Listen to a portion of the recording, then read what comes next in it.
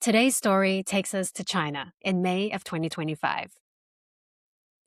For months, my mom had been saying that it was her one big wish for the entire family to go to China together. And that made it hard for us to say no. And when she offered to pay for the entire trip, we were literally left with no excuses. Except for the fact that China was not a destination that my four siblings and I were interested in. But I had some work there, though, a necessary visit to the manufacturing partners for my business and my husband's new business. And with all the projects going on, the timing was actually quite perfect. And this seemed like the thing that would make the trip worthwhile. So we all decided to go.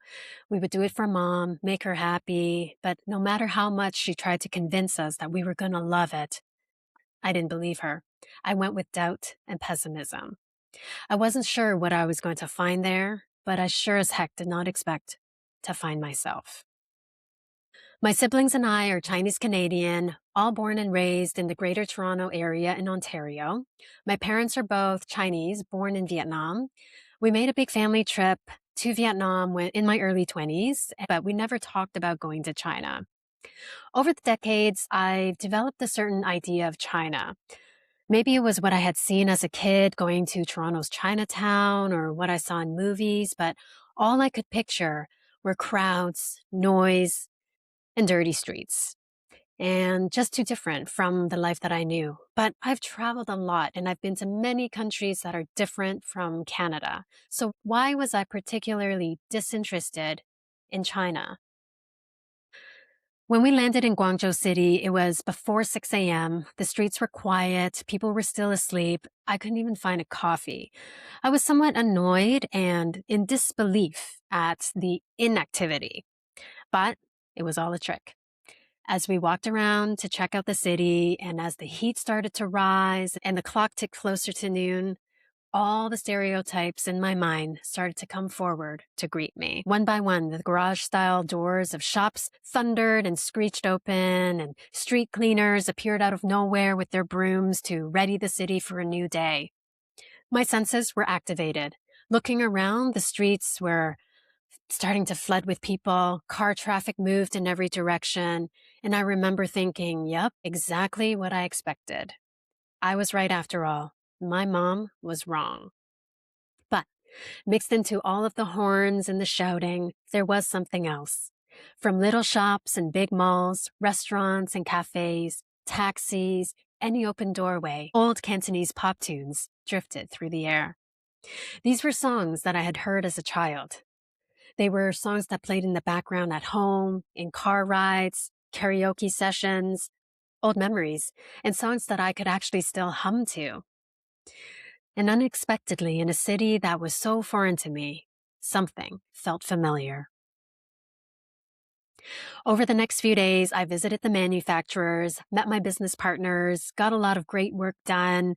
I was starting to get used to the time change, and it was time to move on to the next significant part of our itinerary. And that was to visit our parents' ancestral halls. My mother said it was an honor to know where our ancestors came from. My siblings and I couldn't disagree, so we all drove an hour away from Guangzhou City and towards the turning point of my trip. The moment my dad's ancestral hall appeared in our view, the energy changed. Ancestral halls, also known as lineage temples, are traditional buildings that functioned as the spiritual, social, and administrative heart of the clan's community. My dad's ancestral hall had a dark exterior, black paint, gray bricks, and the beautiful family name of Li was visible on a sign at the entrance.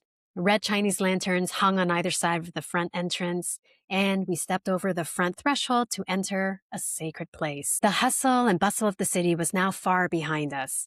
Here, everything was solemn and quiet, except for the gentle breeze that was blowing through. It was maybe ghostly, but not in a frightening way. It was a kind of silence that holds memory. While I felt a sense of intrigue, I also felt the words, "Welcome home." As I wandered the halls, I felt a deep realization that generations of my family gathered there to honor our ancestors, people whose family name I share. Their blood runs in my veins. These were people whose choices, hardships, migrations, and hopes had miraculously led to me standing there that day. And for the first time in a long time, being Chinese didn't feel dangerous. More about that later. Next, we went to my mom's ancestral hall, and what a contrast.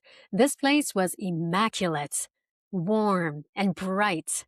You can tell that the building was regularly maintained.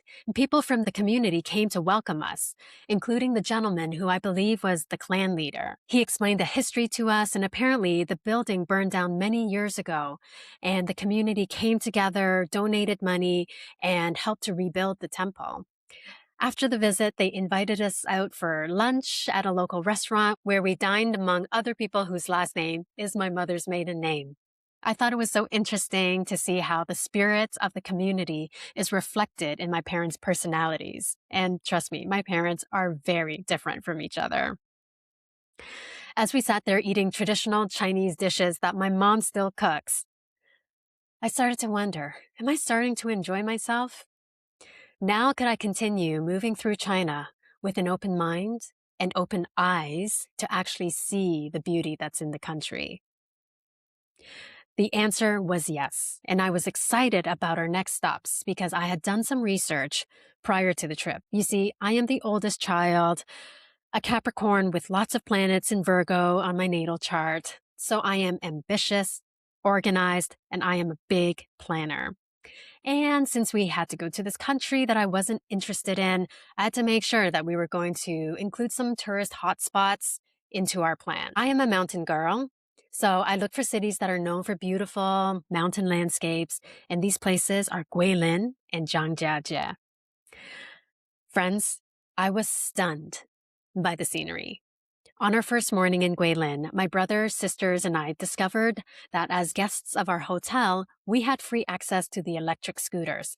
So we each hopped on one and spent a few moments learning and laughing at each other's incompetence and eventually rode off together to explore the town.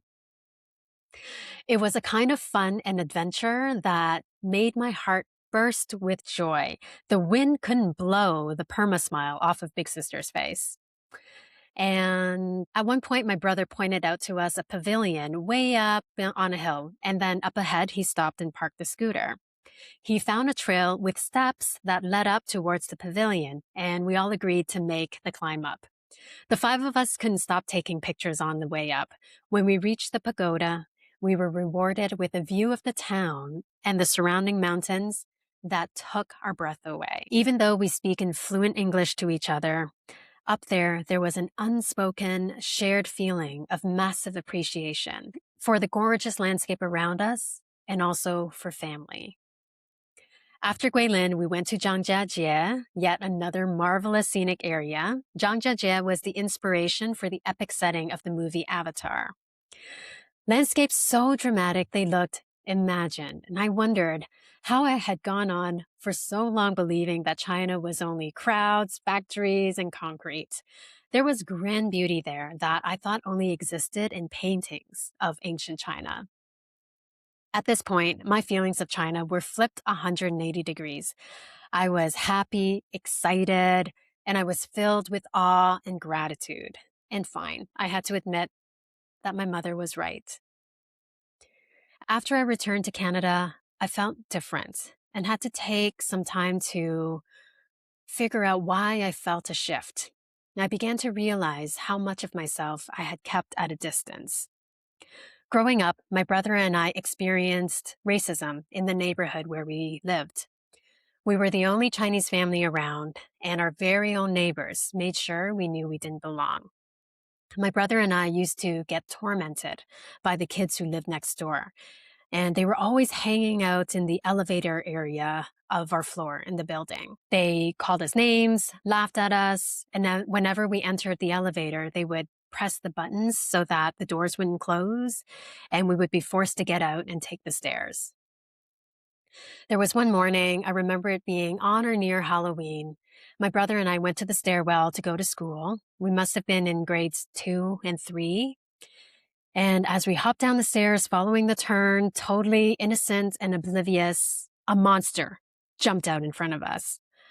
We screamed as our little hearts leapt out of our chests. And then the monster took off its mask, laughing. I recognized him to be a teenager who lived in the building. He must have planned this whole thing. He must have been observing and knew that we took the stairs to go to school every morning. When you're young, experiences like that teach you things without words. One thing they teach you is to blend in, to minimize difference, to stay away from anything that might make you stand out. To survive, I felt that I had to reject my identity. I then grew up into adulthood quite successfully. I went to university, got a corporate job, I started a family. I blended into society, being as indistinguishable as possible, as Canadian as I could be. And this trip showed me that because in China, I felt like a total foreigner. Now, back in my home country of Canada, I finally feel a readiness and a desire to embrace both of my heritages. I am Chinese and I am Canadian. I can be both. Since coming home, I've been playing old Cantonese pop music on YouTube. I play it while I'm cooking. I play it in the car. My kids don't understand the words. They don't know the stories behind the songs, but they can hum along now. And when they do, I think about how healing can happen in the smallest ways. Sometimes it looks like flying across the world, and sometimes it looks like an old song finding its way home.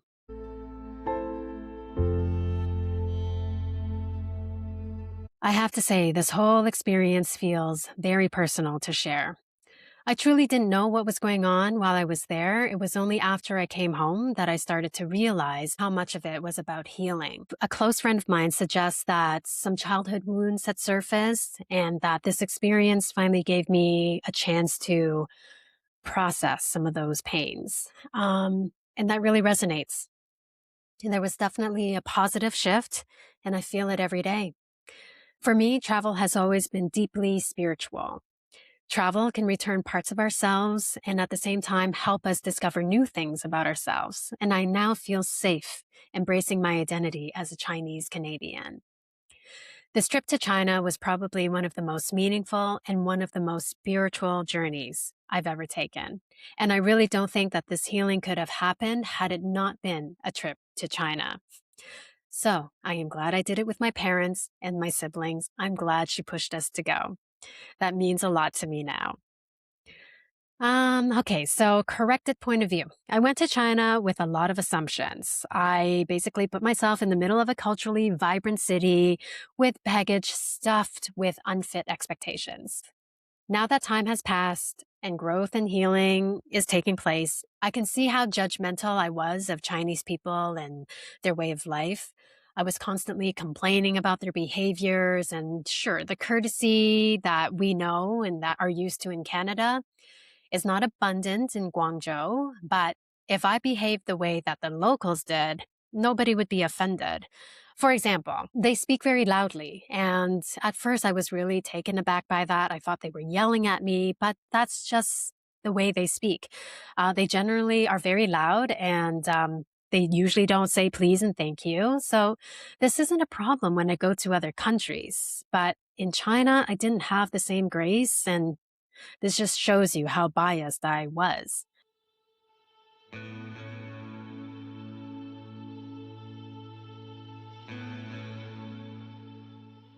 All right, the destination. China is a place that surprises people. Well, it surprised me. And by the end of the trip, I saw so much richness behind the stereotypes. Let's talk about Guangzhou City. We flew directly from Toronto to Guangzhou. It's about a 17-hour flight. It was the month of May, which is spring, but to me, it felt like summer. It was hot and went up to maybe like 35 degrees Celsius by mid-morning. So a lot of times it was really hard to even just walk around outside. Guangzhou City is a major city and a major hub. I've not been to Shanghai or Beijing, so I cannot compare the major cities.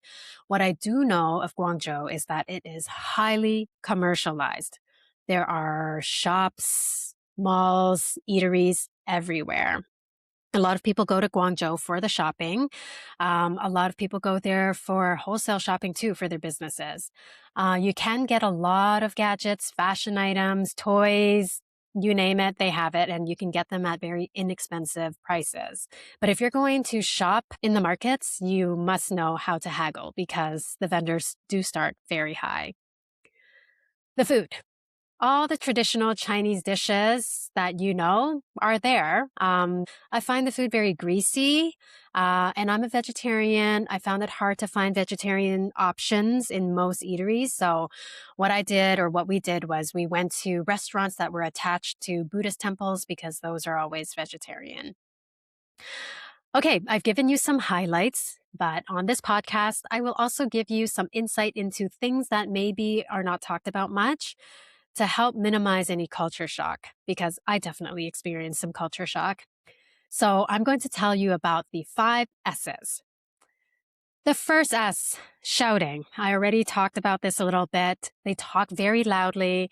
And I remember there was this one moment when a man was shouting and my brother turned around to look and then he told us, oh, he's just reading a poster. But it was so loud, we thought he was fighting with somebody. The second S, smoking. Unfortunately, there is a lot of smoking there and they do smoke indoors. The third S, spitting. Everybody spits.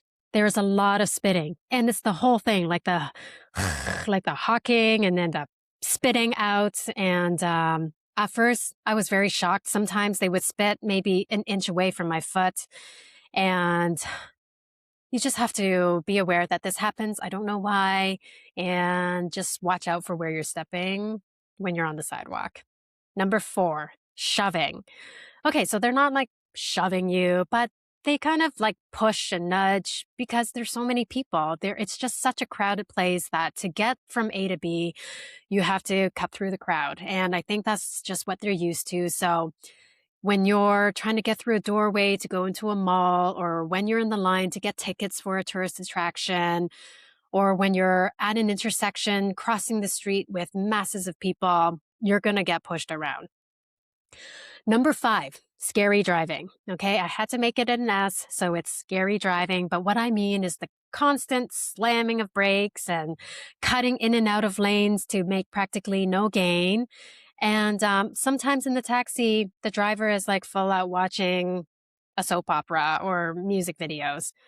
It's a little bit scary. So those are the 5 S's, okay? Those are the things to watch out for that might cause culture shock. Another problem, it's very difficult to communicate if you don't know Mandarin. And I have some basic Cantonese. I still found it very hard. I was lucky that my mom speaks Mandarin and she was around most of the time to help us translate. Almost nobody that I encountered spoke English, so you better find a way to communicate. Ordering coffee is not easy. It's not like here where you can just go to a Starbucks or a Timmy's or your local coffee shop. In China, it is so hard to actually order a coffee because number 1, poor internet connection, okay? Their firewalls are insane. So most of the time I could not connect to the internet. And when I did get connected, the website's all in Chinese and I don't know the words, the Chinese characters for cappuccino.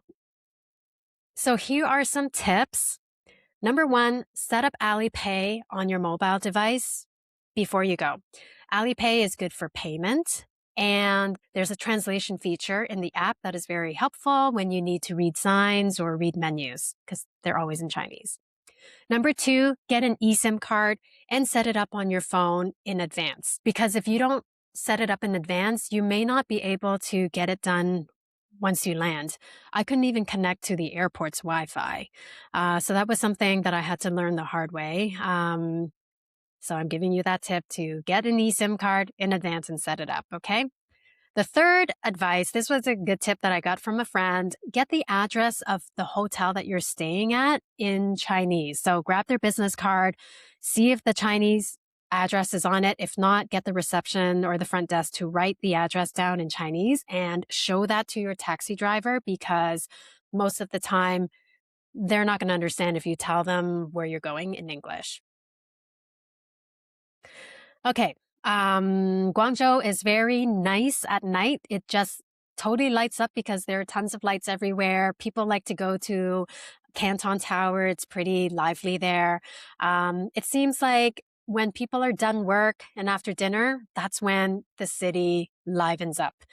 People go out to hang out with friends, with their romantic partner. They eat and everything kind of stays open pretty late. So there's quite a bit of nightlife in Guangzhou City. But I am not a city girl. I like it closer to the mountains. So now let me take you to Guilin. Guilin was my favorite destination on this trip. This is where you find surreal landscapes that are made of limestone mountains, and there's tons of it. Winding rivers, misty valleys. It's just so picturesque there. And everywhere you look, it feels like you're staring at a painting of ancient China. You can take a ferry between Guilin and a nearby town called Yangshuo, which is a terrific place, maybe even has more things to do there than in Guilin. On the Li River, you will pass by a scenic spot that is so beautiful, it's on the back of their $20 bill. If you go to Guilin, you must make a side trip to Longji Rice Terraces. The mountain road to get there is a little bit dangerous due to the twists and turns. And when we were there, it was raining. So we were seeing like piles of dirt along the way. And I think they were like mini landslides. But when you get there and see the scenery, you'll feel like it was totally worth it. I felt that I had been transported to a different realm, like a fantasy world. These are hand-carved terraces. And they offer stunning views of cascading paddies. And because we were there in spring where there was rain, every level of the terraces was a reflection of the sky and the surroundings. It was surreal. And even though it was like pouring rain, it really did not bother me one bit. You just have to be prepared. But the mist and the fog just made it even more dreamy. Okay, next we're going to Zhangjiajie. This area is home to wondrous sights, including Tianmen Mountain, where you can find an opening in the mountain, like an open cave. It's called the Doorway to Heaven. And you can reach it by climbing 999 steps, which I did at my own pace. And there's so much to see and do even after you get up there and all around. You could spend a whole day there. And you must explore Zhangjiajie National Park. That's another site about 20 minutes away. This is the place of the Avatar Mountains. At any lookout point, you can admire columns of quartzite sandstone that just shoot up from mists and from deep below. There are lots of monkeys, and they can be aggressive, okay? They're not just cute. Be careful. If you're taking pictures of them, I've seen them swipe phones out of people's hands. If you have food, they'll take them. Okay, besides the monkeys, there are also lots of tour groups. There's tons of people, so it's nearly impossible to get a picture without other people in it.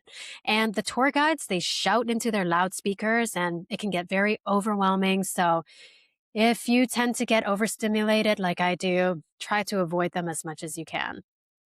Was it worth it? Absolutely. I actually want to go back to China because it is so big and there are so many other places that I'd love to see one day.